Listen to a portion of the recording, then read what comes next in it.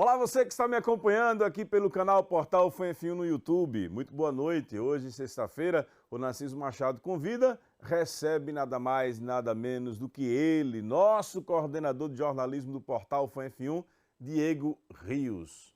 Meu patrão, boa noite. Patrão, estou mais para súdito. Esse é o Diego Rios. Você que está me acompanhando aqui desde a última semana e essa semana ao longo desde segunda-feira, está sabendo que esse projeto nosso aqui ainda não é o grande projeto que vem por aí.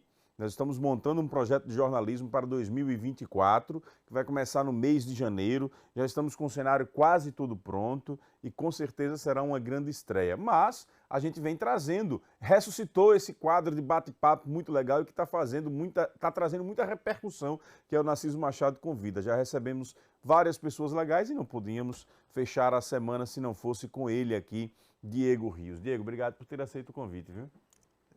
Estou sempre à disposição da Fã FM e de você, Narciso. Para quem não sabe, claro que todo mundo sabe, apenas para relembrar, Diego é meu produtor no Jornal da Fã e coordenador de jornalismo do portal Fã F1. Mas você não começa a sua carreira na Fã FM. Quanto tempo de estrada já? 13 anos já. 13 anos de formado, jornalismo. 13 anos. Quando é que você decidiu assim, eu quero ser jornalista? Não, eu ser jornalista desde muito cedo. Era a única profissão assim que eu sempre fui de pensar muito. Até hoje eu penso muito. Ai, amanhã, como é que vai ser? É tanto que as pautas você vê que eu fico ali condenando, né? Mas eu desde muito cedo pensava, meu Deus, o que é que eu vou ser? O que é que eu vou ser? Só tinha jornalismo, não tinha outra coisa. Eu não queria ser nada na vida, eu queria ser jornalista. E, diferente de muitos colegas aí, eles queriam o jornalismo pela questão porque as pessoas ainda enxergam como algo glamuroso, é televisão, não sei o que, mas eu queria ser jornalista de jornal impresso. Esse era o que eu sempre quis fazer, escrever para jornal impresso. Mas o jornal impresso só veio depois de um tempo, acho que 2 anos depois, não, uns 4 anos depois que eu estava formado. Foi que o impresso veio, mas eu queria ser jornalista. Seu sonho era esse? Era o jornal impresso. E quando você começa por onde? Quando eu comecei, depois, o meu currículo ele foi muito moldado, acho que por isso que eu não tive logo de cara, eu não fui para o jornalismo impresso, porque meu currículo foi, como de muitos colegas, ele foi moldado para assessoria de imprensa. Desde a faculdade eu já fazia assessoria, inclusive fui com você no mandato de Magal da Pastoral na Câmara de Aracaju, eu era estagiário e assim que eu me formei eu fui para o SAMI, para o Asilo SAMI, né? Foi lá onde eu iniciei sendo assessor de comunicação do SAMI. E aí fiquei lá 1 ano e 7 meses, e aí foi quando virei a chave e fui embora para Brasília. E aí foi quando tudo começou no escrito. Foi. Então sua primeira experiência com jornalismo escrito é em Brasília? Jornalismo em Brasília, foi. Para quem não sabe, Diego Rios já morou em Brasília. Quando morou por lá, fez experiência em quais jornais? Olha, não é qualquer um não, viu? Jornais de repercussão nacional, viu? Então, quando eu fui morar em Brasília, a princípio, é para deixar claro aqui, que eu fui morar em Brasília sem ter nada. Como disse o Miro, você era um quê? Ele disse que eu sou candango, mas eu estava mais para mendigo. Eu fui numas férias com minha avó lá em Brasília, que a gente tem parentes lá, mas a gente foi numas férias e aí aconteceram algumas coisas em Brasília e aí eu... Fala a verdade, Diego, você diga, me apaixonei. E aí eu voltei para aqui, né, depois das férias. Depois das férias eu retornei para Aracaju. E aí já voltei de cabeça virada, já voltei decidido que eu ia embora para Brasília. Chorando de paixão. Não, eu era muito esperto, não chorava não. Aí voltei decidido que eu ia embora para Brasília. Assim que eu cheguei, não passou uma semana. Agradeci lá no SAMI, a gente conversou. E na cama, debaixo de tudo, e decidi ir embora. Cheguei lá na casa da minha avó e disse, olha, eu vou para Brasília. Ela não voltou essa semana de lá. Eu falei, mas eu vou. E vai fazer o que lá? Vou morar lá. Você não contou para ela a princípio qual era o seu objetivo? Não. E eu disse a ela, e vou daqui a pouco, viu? Já tá as roupas tudo no carro. Só vou levar as roupas e mais nada. Já tá aí o carro. Aí ela, você vai fazer o que lá? Não sei o quê. Eu vou pra lá que eu quero ir, eu quero trabalhar. Não era. Não era. Mas ela Não sabia ela que você estava com o coração arrebatado. Eu fui pra Brasília. Aí, botamos as Agora, roupas Diego, vamos pegar. O Diego, que para quem não sabe, ele nos bastidores aqui é um cara que adora contar histórias. É um ótimo contador de histórias. Revele, como era que você ia daqui para Brasília? Como era no caminho? Ah, meu filho. Primeiro que eu era recém-habilitado e nunca tinha não sabia para onde ir. Botei no Google lá como chegar em Brasília. As cidades, fui anotando num papelzinho todas as cidades que eu deveria passar. Se eu não passasse, eu estava errado. Estava errado. Aí coloquei a lista, botei assim perto do painel do carro, ficou lá as cidades que eu queria passar e fui. Caladinho, eu sei que era. Eu pensei, quando saí daqui, não, vai dar tudo certo, decidido, mas no caminho começou, né? O cão assim, você vai, assim, vou. E aí começou, aí. Liguei o som do carro, tocando, que naquela época, hoje não, que hoje eu sou mais esperto. Mas naquela época eu escutando como é o nome do cara? Eu não lembro quem foi o cantor agora. Como é o nome dele? Eu lembro que você me disse uma vez. Era Luiz Augusto. Não, como é o nome do cara? Qual era a música? Lembre. Já estava até arranhado, porque era só... José Augusto. José Augusto. Tocando José Augusto o tempo todo eu aqui só dirigindo. Aí chorava um pouquinho, aí, meu Deus, o que eu tô fazendo? O que eu tô fazendo? É roteiro de novela não, viu, gente? É a vida de Diego Rios. Aí o que eu tô fazendo, E quando eu cheguei lá, e eu conversando sempre com uma amiga minha, Larissa. Uhum. São amigos até hoje? Até hoje. Ela é minha sócia em uma empresa que eu tenho com ela, que a gente faz assessoria. E eu conversando, Larissa, você vai? Eu disse, vou. E o tempo todo, naquela época, era no MSN, né, que a gente conversava. Era no MSN, era um aplicativozinho que tinha de conversa. Não é da sua época, não. Do Hotmail. O produtor Léo Dias, que é novinho ainda, novinho, né? Não pegou essa época, não. E eu só conversando. Aí cheguei, de cara, quando eu cheguei, passei de Sobradinho, passei de Planaltina, que eu vi tanto carro, uma avenida grande, assim, meu Deus do céu. Onde eu estou? Olhava para um lado, olhava para o outro, e aqui. Olhava para o celular e botava, tô aqui numa avenida. É carro que não se acaba mais. E era carro. Eu disse, meu Deus. Bem a cara de nordestino chegando em cidade grande. E eu só sabia chegar em um bar lá, não sabia nada. Só sabia chegar em um bar chamado Beirute, em Asa Sul. Só. E lá era onde eu ia encontrar. Quando eu for a Brasília, vou ter que ir nesse Beirute. Era que você tinha que encontrar o currículo para entregar no jornal impresso. Essa isso, parte a gente vai pular, vai todo mundo ficar curioso. Isso aí eu conto numa mesa de bar. Aí pronto, fui e de cara... Ai, meu Deus, eu sabia que eu ia rir muito nessa entrevista, nesse bate-papo. E de cara eu não fui pro jornalismo logo não, viu? Eu cheguei lá, não tinha nada. E aí eu decidi... Fui trabalhar numa academia. Academia Atendente. Hanway, o nome da academia. E era uma academia onde malhava deputados, senadores. Para você ter uma ideia, naquela época era R$490 a mensalidade. Caramba!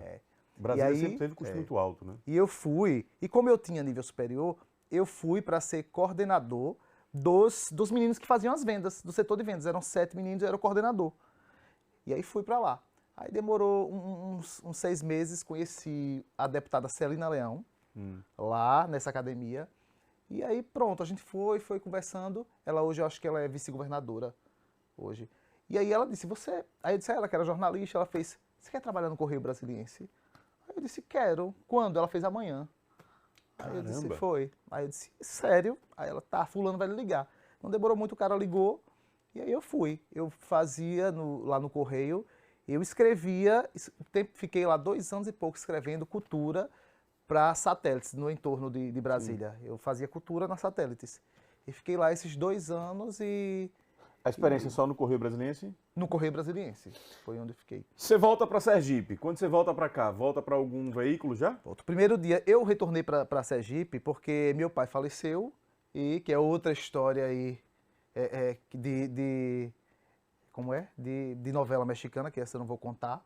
Vamos passar por cima dessa. Deixei essa aí da questão do meu pai para lá. Mas meu pai faleceu e eu decidi voltar para Aracaju. Decidi voltar para resolver umas coisas e decidi que eu queria vir embora. Mas nesse meio tempo aí de 2 anos e meio lá, eu vim para Aracaju 6 vezes, dirigindo. Direto, dirigindo? direto. De carro. Vinha de carro, Voltava. vim 6 vezes. Vim pro Forró Caju, aí vim no final do ano, vim pro casamento de uma prima, 6 vezes dirigindo.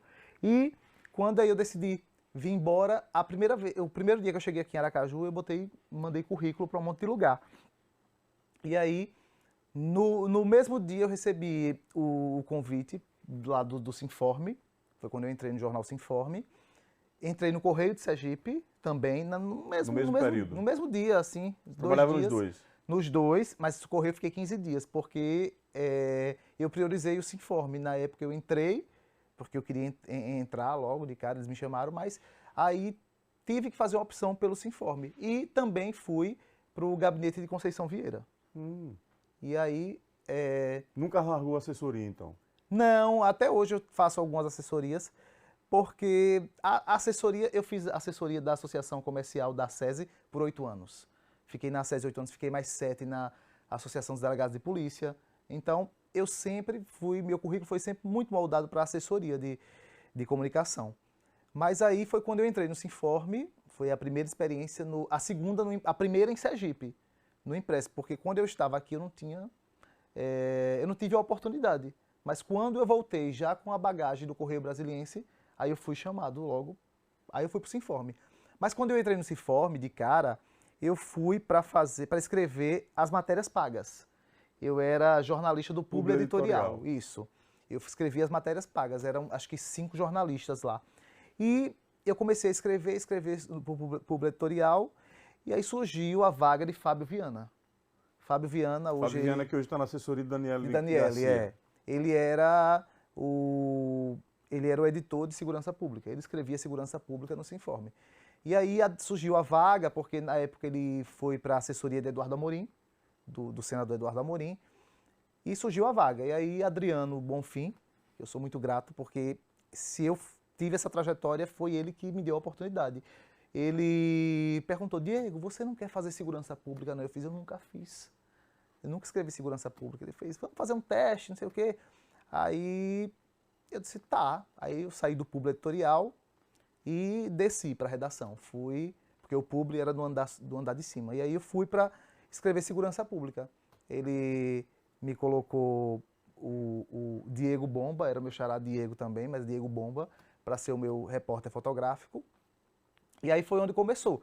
A gente começou a fazer diversas matérias assim, porque naquela época eu era mais afoito e mais... eu era destemido, digamos. Tem detalhes desse afoito, dessas ações destemidas dele que nós não vamos poder revelar nessa entrevista. São segredos que você vai levar para o túmulo. Algumas pessoas sabem, mas a grande maioria não pode saber. Como é que se dá, então... Deixa a gente compreender. Então você não tem uma paixão arrebatadora pelo jornalismo investigativo. Ele surge dessa oportunidade. Isso. Foi na prática, foi fazendo. Ele surgiu. Minha primeira pauta, eu me lembro ainda como hoje, a primeira pauta que eu fiz do jornalismo investigativo, foi a primeira pauta de polícia e segurança pública, foi um homicídio no Coqueiral. Eu nunca tinha feito nada parecido, nenhum local de crime, nada. E o primeiro dia eu fui com bomba e eu com o celular assim, era assim, Tremendo. Entrevistando a pessoa e assim o celular mesmo, e bomba rindo, um monte de foto, aí bomba chegou na redação. Gente, Diego tremeu tanto. E acabou com você. Foi o quê? Aí foi minha primeira pauta, um homicídio no Coqueiral.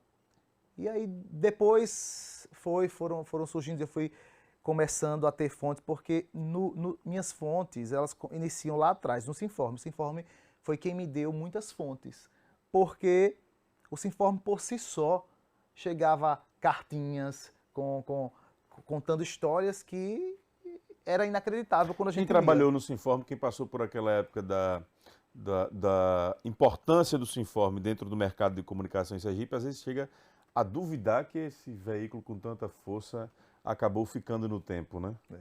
O Sinforme era assim, a gente tinha a obrigação de sair na segunda-feira com algo novo. E mesmo algo novo... do jornal semanal, né? Semanal. Era algo novo, mesmo que fosse velho. Porque a gente saía na segunda-feira, acontecia um mega crime, e a gente não poderia trazer na próxima segunda. A gente já estava As na rua. mesmas notícias que As foram mesmas dadas ao longo da notícias, isso. semana. Aí a reunião de pauta era a gente Que decidia... desdobramento trazer desse caso, que aprofundamento, Era. que testemunha nova que surgiu, que personagem novo desse caso. Tinha A sempre gente, que trazer alguma coisa. como a gente era semanal, a gente tinha tempo de ir a fundo. De ir a fundo aí na notícia. Ô, Diego, mas me diz uma coisa.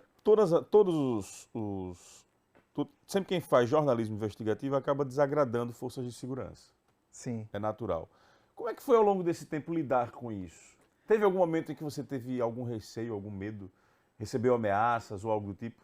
Não, ameaças em si eu nunca recebi, não assim claramente, mas receio de bandido mesmo. Teve bandido que veio aqui na FAM, inclusive, quando eu já estava aqui, né? Sim. Me encontrar aqui. Mas eu nunca tive medo, Verdade, ameaças assim veladas, não. A gente desagrada a questão aí da Secretaria de Segurança Pública, por exemplo, que de vez em quando a gente tem uns arranca-rabos, mas assim, sempre... Lucas Rosário, que o Lucas diga. Rosário, sempre a gente virou a página, porque a gente tinha que arrancar rabo na próxima pauta. E o bacana é que, assim, o Lucas, ele faz aquele... Ele, claro, no papel dele, de assessor, né? Defender a instituição, preservar de determinadas situações, mas passou aquela situação ali momentânea, ele já está numa relação tranquila, muito legal com a gente, né? Sim. O Lucas supera rápido, sabe separar o profissional do pessoal numa rapidez muito grande.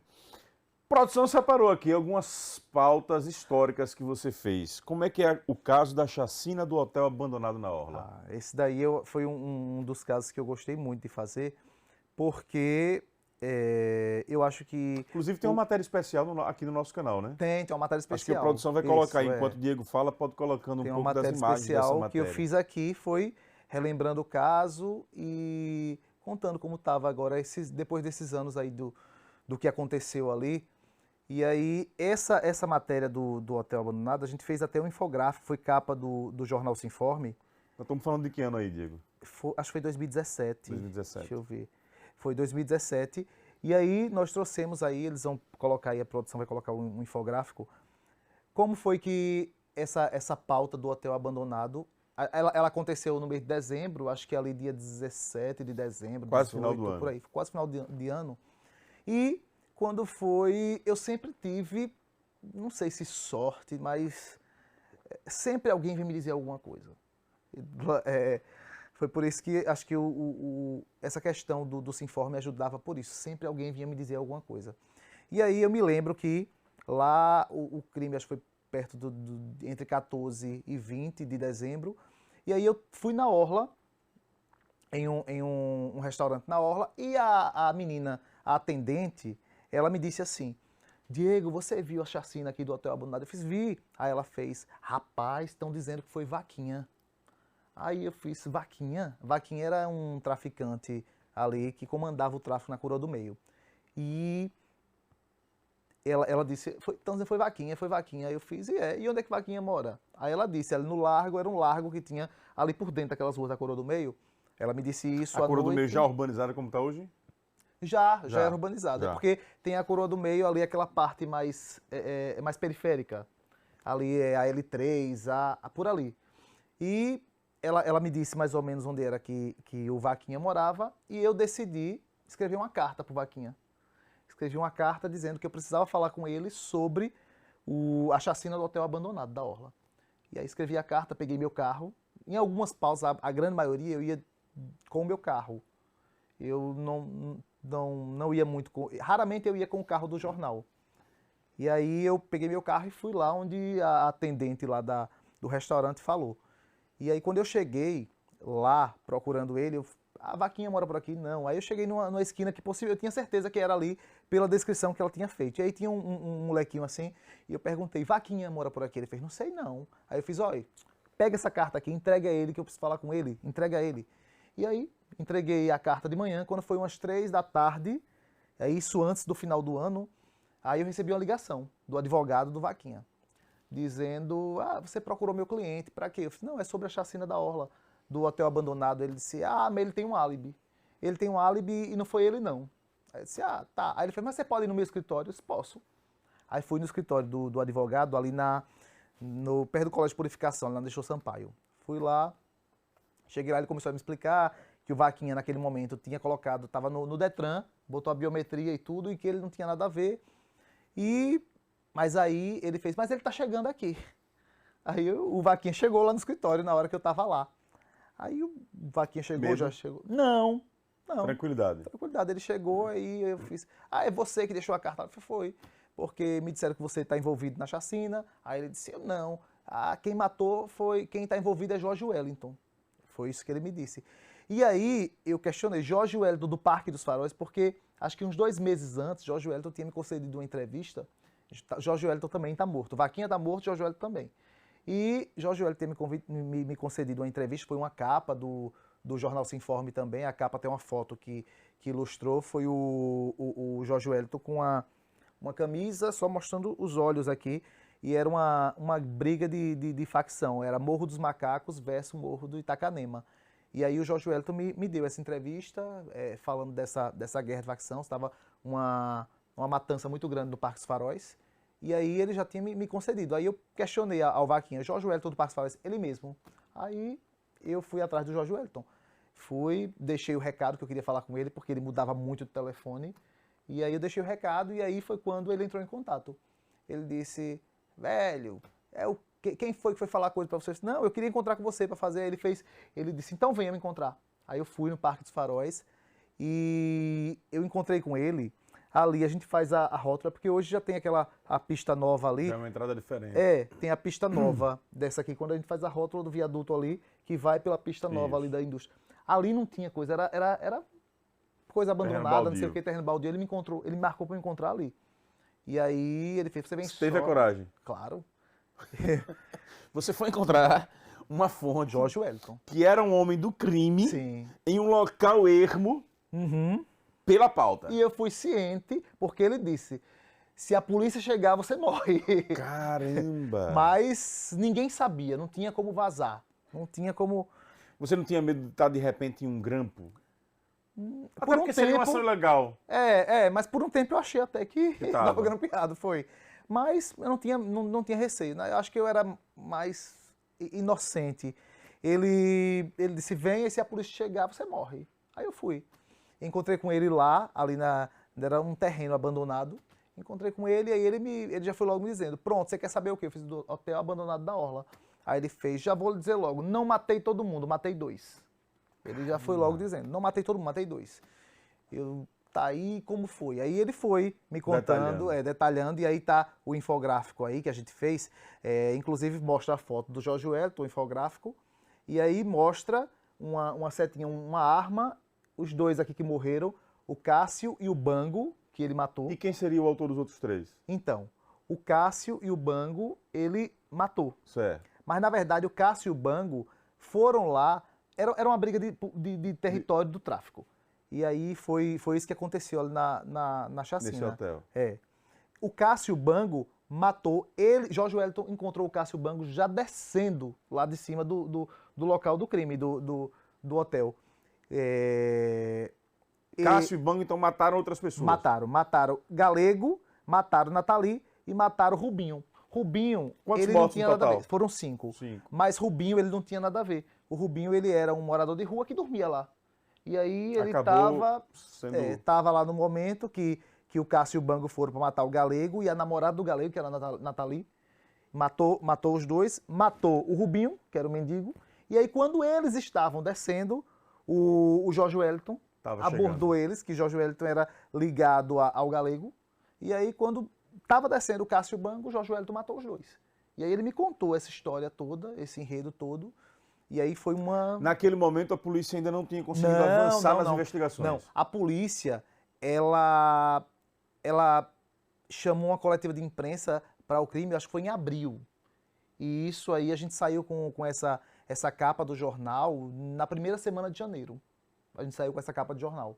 A coletiva só veio em abril. Janeiro, então nós temos aí um intervalo de 8 meses.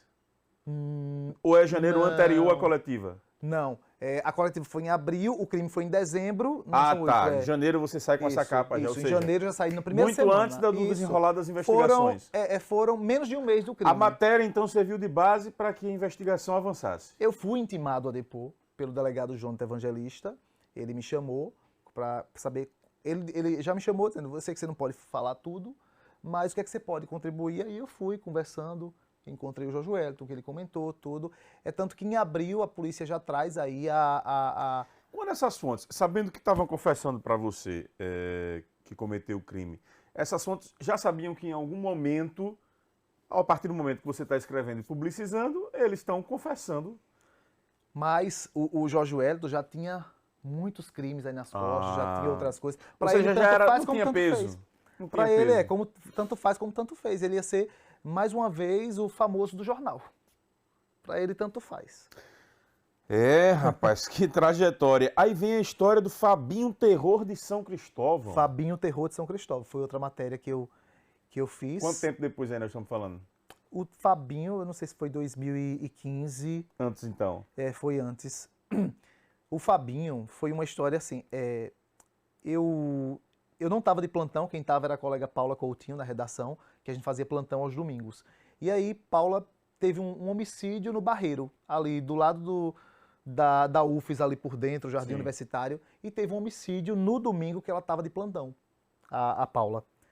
Quando foi na segunda, quando eu voltei para o jornal, para iniciar a semana, eu li a matéria dela sobre esse homicídio lá. E na matéria dela tinha escrito assim: a população não quer comentar sobre o assunto, mas diz que esse crime está ligado a outras duas mortes que já aconteceram no Barreiro. E aí, quando eu li aquilo, eu peguei... Opa, acendeu aquela lanterninha. Tem uma exclusiva aqui. Foi. Aí, quando eu li, eu disse não. Liguei para Paula. Paula, qual o local? Aí ela me disse, eu fui com o carro do jornal, da primeira vez fui com o carro do jornal, no local onde ela foi para o velório do que tinha morrido, né? E aí, quando eu cheguei no local, já tinha um caminhão de mudança na porta. Eu cheguei, me identifiquei, e aí a viúva disse bem assim: não posso falar nada não quero falar nada não. Mas sabe quem vai lhe dizer tudo? A viúva do finado Jorge, naquela casa ali na frente. E aí ela já estava de mudança, fechou o cadeado e subiu no caminhão e foi embora. Aí eu fui na casa da frente, e aí eu disse: olha, é aqui que mora a viúva do finado Jorge? E aí a moça: não é aqui não. Ela tentou me dar um balão, mas a mulher lá disse: não, é aqui atrás, você vai arrodear aqui, é aqui atrás, você vai lá. Mas você vai lá mesmo? Ela disse: você vai lá mesmo? Eu disse: vou. Aquela pergunta em sinal de alerta. Você vai lá mesmo? Vou. Aí fui. Quando eu cheguei lá, que bati na casa, veio a filha do finado Jorge. Aí ela fez: oi, aí eu fiz: não, eu sou repórter do Sinforme. Ela fez: vai embora daqui. Aí eu disse: não vou embora não, eu quero falar com você sobre a morte do seu pai, sobre a outra morte que ela fez. Não posso falar não. Tá vendo aqueles caras ali? Depois, quando você sair, eles vão vir aqui perguntar. Não posso falar não posso falar não. Eu disse: tá certo. Eu vou jogar um cartão meu aqui no chão e você vai me ligar. Se você não me ligar, eu venho aqui novamente. Aí, dito certo, deixei o cartão, fui embora. No outro dia ela me ligou. Ela disse bem assim: olha, não venha mais na minha casa, mas se você quiser saber sobre essas mortes, você vai procurar uma mulher chamada Bernadette. Mas você não vai conseguir encontrar com ela não. Porque, primeiro, que aonde ela mora lá, carro não entra. E para você chegar nela, tem muita gente antes. Aí, inclusive, lá na casa dela, tem dois caras que ficam lá o tempo todo vigiando ela. Aí eu disse: tá certo. Aí voltei pro jornal, voltei pro Sinforme, fui lá em Adriano Bonfim, que era o diretor. Adriano, eu preciso ir no Jardim Universitário, no Barreiro, eu preciso encontrar uma mulher, mas lá não entra carro. Adriano ligou ali para uma empresa parceira lá de moto, fez: olha, um jornalista vai passar aí, vai pegar uma moto. E aí eu fui com Bomba. Bomba, vamos. Aí pegamos a moto, fomos vestidos de bermuda, sandália havaiana, eu com a mochila nas costas, com todo o equipamento, a câmera, tudo, e partimos para o Jardim Universitário, Bomba pilotando e eu atrás. E aí eu de boné, tudo. Chegamos lá, fomos. Era a última casa da rua, a rua não tinha calçamento, nada. E aí chegamos lá. E aí quando a gente parou na porta, eu disse: agora, tem que dar tudo certo, porque a gente só tem uma chance. E aí a gente contou com a sorte e a esperteza da dona Bernadette. Porque quando a gente chegou lá, eu bati palma, o equipamento nas costas, de mochila, o bomba aqui na moto. E aí quando os caras vieram lá dentro, eles disseram, e aí o que é? Ela tomou a frente, a Bernadette, e fez, pera aí, é os meninos que vieram pegar os negócios para pegar meus remédios no case. E aí a gente entrou na casa. Ela disse, vocês fiquem lá de fora que eu vou conversar com eles. Aí fechou a porta, a gente entrou na casa, eu e o Bomba. E quando a gente entrou, a Bernadette fez, quem são vocês? E aí eu disse, eu sou repórter do jornal Se Informe. Aí ela fez, eu espero vocês aqui há muito tempo. E aí ela começou... Eu estou em silêncio porque a história é extremamente envolvente. Você vai vendo o Diego contar e você fica pensando assim, você fica se vendo na situação. E mais do que isso, os olhos de quem produz informação fica viajando assim na paixão como ele construiu essas pautas históricas. E aí a Bernadette, ela começou. Agora, quem era a Bernadette? A Bernadette era tio do Fabinho. Tia. Desculpe, é tia do Fabinho, o autor de todos esses crimes. Ela era a tia dele. Agora, por que a tia queria denunciar o sobrinho? Porque uma das vítimas era o filho dela. Ele matou o primo. E esses rapazes na casa dela? O Fabinho, ele deixava esses dois rapazes lá para que ela nunca falasse com ninguém, com a imprensa, que ninguém... Ele era uma forma dele saber o que ela fazia. Porque ela, o tempo todo, ela ameaçava... Ela estava vigiada. Vigiada. Sob ameaça. Sob ameaça. E ela, o tempo todo, ela fazia essa... Ela também, ela era assim, ela era uma mulher de coragem, ela, a todo momento, ela ameaçava o Fabinho. A primeira oportunidade eu vou contar tudo. E outra, ela se blindou ali, ela sabia todos os crimes que ele tinha cometido. Por que tinha cometido, quando foi, ela tinha tudo anotado. Ela tinha tudo anotado. Ela preparou a vingança. Ela preparou a vingança. E a pergunta, por que ele não matou a tia, já que a tia tinha esse dossiê todo e queria expor? Porque ela disse que ele disse a ela que não mataria ela como matou todo mundo, mataria ela do coração. É tanto que ela ia para a igreja e aí ele passava com a moto bem pertinho dela assim, jogava ela no mato. Ele tocava o terror com ela. É tanto que ela me contou uma história que o Fabinho, numa sexta-feira da Paixão, ele quebrou o braço da mãe em 3 pedaços. Com um pau. Da própria mãe? Da própria mãe. Porque a mãe fez um peixe que não era o que ele queria comer. Nossa Senhora. O Fabinho era temido ali. E aí ela foi narrando, ela contou, Vilma tem um caso com o Fabinho, mas quem traz, porque o Fabinho já era, a essa altura, já era foragido da justiça. O Fabinho já tinha homicídios que a polícia tinha ciência, homicídios que a Bernadette tinha ciência, e homicídios que a população tinha ciência. Ao todo, Bernadette disse que foram mais de 20 pessoas mortas pelo Fabinho. E ela disse, fulano tem um caso com ele, o galego da mercearia é quem traz ele aqui para ele ver Vilma, fulano de tal disfarça de carroceiro. Essa matéria você levou quanto tempo construindo? O tempo de eu chegar lá, encontrar com ela, gravar tudo e voltar para o Se Informe e passar ali o tempo. Foi o jornalismo investigativo que deu o texto envolvente que você tem? Sim, o jornalismo investigativo e também Josailton Lima. É o responsável. Josailton Lima, porque... José é um texto literário sem... Josailton me ensinou muito a escrever e envolver as pessoas.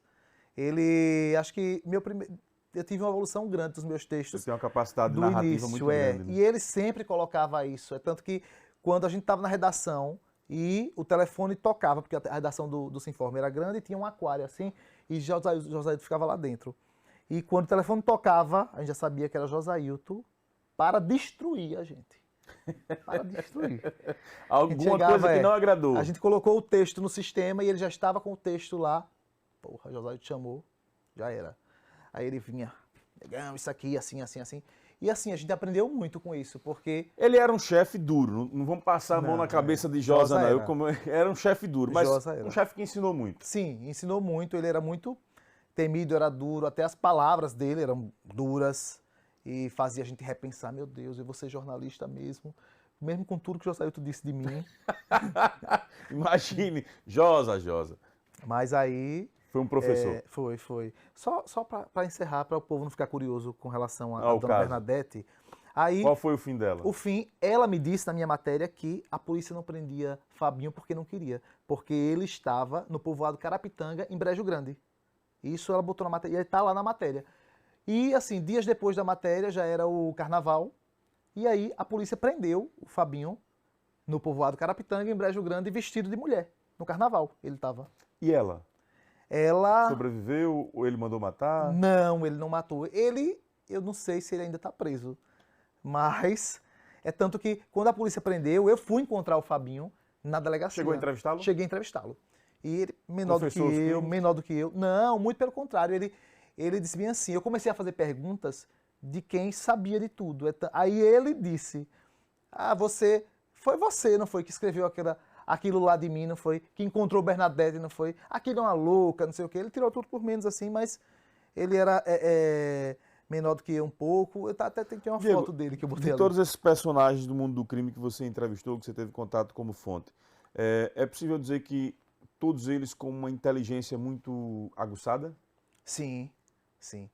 Todos muito inteligentes, mas os mais inteligentes não eram nem esses bandidos que matam, viu? Os mais inteligentes. O mais inteligente que eu conheci, inclusive, foi de matéria que não pôde sair.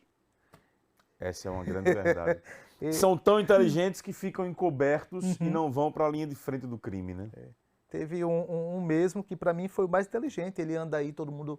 Ele tem um ciclo grande de amizades. Eu cheguei a escrever, inclusive, a matéria, fazer um infográfico contando. Era uma história tão mirabolante que era difícil de acreditar. Envolvendo até um político aí, a nível nacional, no Congresso, e que não era sergipano, envolvendo as contas dele, envolvendo morte no meio, uma trama assim, envolvendo vários empresários sergipanos que estavam. Eu tive contato com vários empresários nessa época, encontrei com eles, nós buscamos ainda soluções. Para deixar claro para quem está nos assistindo, matéria que cai é aquela que a editoria do veículo não permite que ela seja publicada. Sim, sim. Essa envolvia muita gente, envolvia... tanto que ainda consegui que esse bandido devolvesse ainda uns terrenos para uma das vítimas. A gente fala aí de vítimas, essa era mais... que tinha menos poder aquisitivo. Ô Diego, eu sei que tem muita gente que ao ouvir uma informação como essa, fica, tá vendo aí, a imprensa ela é coberta mesmo, isso e aquilo.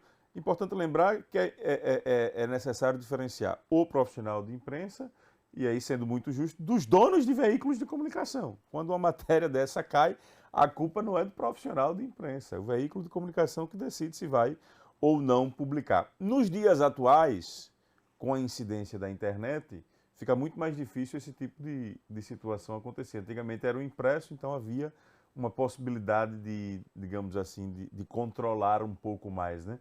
Hoje em dia a gente consegue ter mais liberdade de atuação, né? Sim, sim, a gente consegue ter mais liberdade. E essa questão aí da queda, muitas vezes ele consegue fazer com que não saia no veículo. Mas a matéria fica ali. Eu, particularmente, já soltei uma matéria em outro veículo, porque a matéria era minha e assim... Está proibido no campo A, eu construí, mando para B que quer soltar. Sim. Não deixei de fazer meu papel enquanto profissional de imprensa. Isso. Porque até às vezes a gente conversa e às vezes eu acho que nós jornalistas não somos abordados da maneira correta. Sim. E não somos respeitados enquanto donos do texto, donos da informação. Exatamente. E aí eles burlam o caminho. E uma outra coisa que acontece muito, Diego, também, você que está nos assistindo pode refletir também e também raciocinar um pouco sobre esse desafio do que é ser jornalista, porque muitas vezes a gente é agredido pelos leitores, né? Quando a gente agrada a um lado, desagrada a outro, fala sobre um determinado personagem que é amado ou querido, você acaba sendo alvo de muitas falas, muitas vezes impróprias, digamos assim, para tentar encontrar adjetivação menos dura, né? Porque o que a gente gostaria de falar... E sem contar os processos que a gente acumula no caminho. Que acumula, sim. Às vezes quem está do outro lado fica sempre instigando, digamos assim, a imprensa, mas a hora da responsabilidade não é deles, né? Não. A gente é responsável por aquilo tudo que a gente escreve faz, ali. Exatamente. E, assim, foram muitos processos ao longo do caminho. E além disso, a gente vive numa sociedade que muitas vezes ela é hipócrita, né?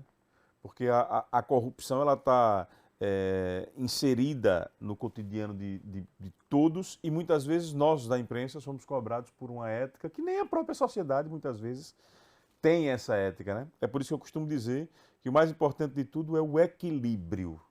Não é essa questão de isenção, é uma discussão que para mim ela é superada, mas a questão do equilíbrio, né? Tentar fazer as coisas da forma mais equilibrada possível, tentando levar a boa informação. Ficaram muitas pautas de fora, um histórico aqui, olha, tem a questão da rota das drogas na Coroa do Meio, tem a questão da morte dos dois irmãos Cruz no Caípe Velho. Você cobriu muitas pautas com muita empolgação. Mas eu queria, para terminar, para a gente poder encerrar ali agradecendo por esse papo, se eu jogar flores aqui, eu acho que vai ficar muito parecendo puxar saquismo. Mas você sabe que você tem a admiração de todos os seus colegas de trabalho pela determinação com que você toca a sua função aqui dentro, pela paixão com que você toca, pela responsabilidade com que você faz o jornalismo. E você lida hoje com jovens talentos. Sim. Com jovens talentos. Como é o desafio diário de hoje você ser para esses jovens talentos o que os seus chefes foram no passado?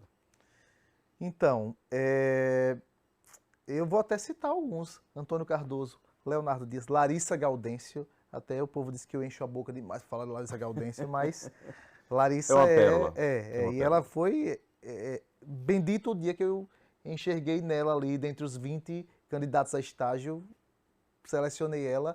Mas assim, estar com eles, eu aprendo muito, muito. E às vezes é uma mensagem que eles me mandam que assim, me enche, e eu não acredito que eu era tanto para eles, porque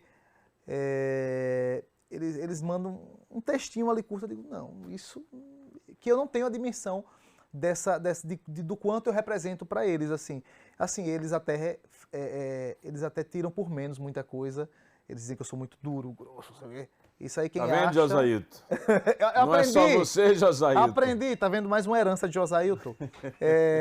Mas assim, é porque eu sempre busco fazer o melhor, fazer o que eu acho que vai agradar mais. Liderar é ser sincero, e às vezes a sinceridade, ela, dependendo da forma como a gente... Mas eles gostam da sinceridade porque eles aprendem muito. Sim. Larissa chegou e hoje a profissional que Larissa ela...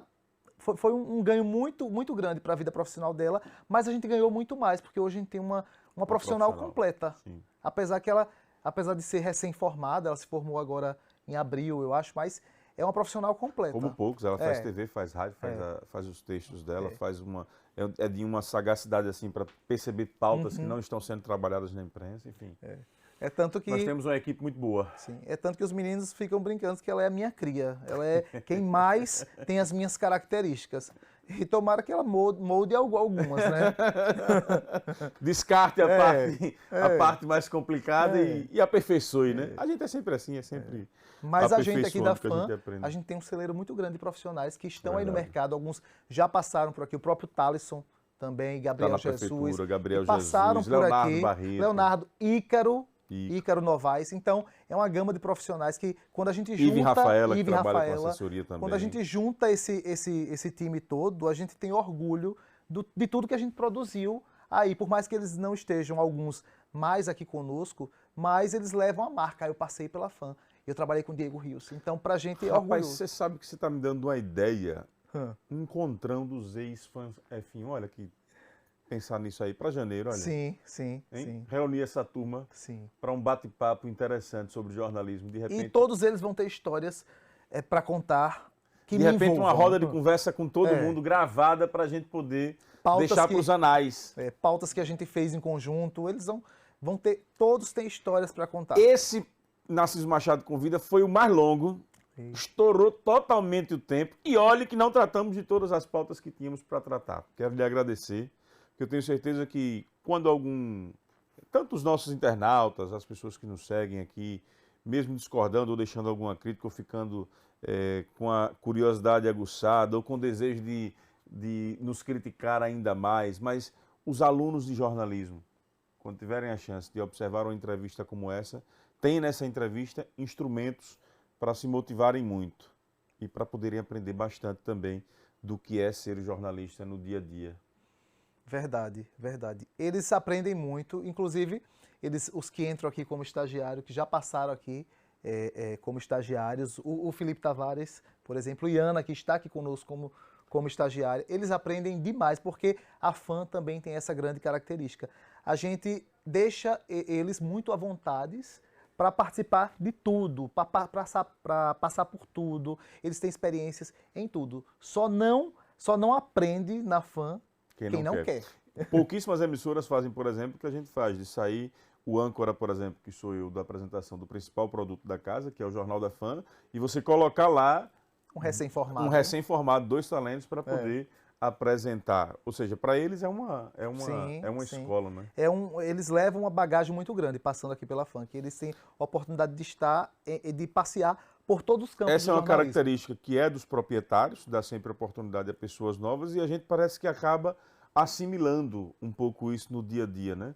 Alguém abriu porta para mim, hoje eu abro porta para outras pessoas, alguém abriu porta para você, hoje você abre porta para outras pessoas, e esse ciclo a gente vai formando. Diegão, obrigado. Até a parte 2. Até a parte 2. Já pediu a continuidade, já está com vontade.